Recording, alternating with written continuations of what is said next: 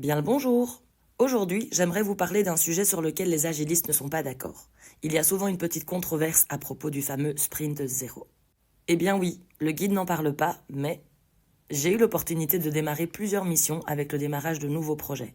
Ce qui voulait dire nouveau product backlog, nouveau product owner, nouvelle équipe, nouvel environnement, etc. Problème, le guide ne parle pas de démarrer from scratch.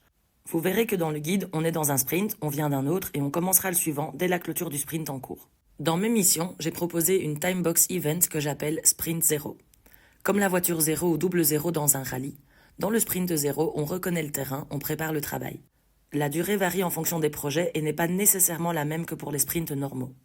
Pour avoir un Sprint 0 que je juge efficace, je propose d'y inclure la construction de l'équipe, la formation de cette équipe et du product owner s'ils ne sont pas familiarisés avec Scrum et l'agilité, la mise en place d'Icebreaker Serious Game pour renforcer la cohésion d'équipe, l'organisation d'un ou plusieurs workshops avec les stakeholders, le PO, le proxy PO, pour identifier et prioriser les besoins utilisateurs, la construction du product backlog par le PO que j'accompagne souvent dans l'écriture des user stories et dans la collecte des besoins utilisateurs, la découpe et l'estimation du product backlog par l'équipe qui consistera en une première estimation à la grosse louche, la vérification des ressources par l'équipe, les DB, les serveurs, des outils de développement, les accès, etc.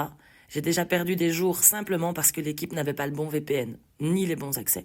La préparation du ou des boards, qu'ils soient Scrum, Kanban ou physique. La planification des cérémonies, événements, réserver du temps dans les agendas par exemple. La construction d'une première definition of ready et d'une première definition of done. Et enfin, la définition de la durée de nos sprints, si cela n'est pas au départ imposé par le management. Je sais que je ne respecte pas le cadre pour certains, mais chaque fois que mes équipes et moi avons fait un sprint 0, nous étions plus efficaces et plus à notre aise pour le sprint 1. Le temps investi dans ce sprint a vraiment apporté de la valeur à notre travail. L'objectif ici n'est clairement pas de vous convaincre de le faire, mais je reste convaincu que c'est une bonne pratique qui aurait tout intérêt à être mise en place plus régulièrement. Personnellement, je continuerai autant que possible à mettre en place ce sprint 0 si le projet pour lequel je suis engagé démarre from scratch. À très vite!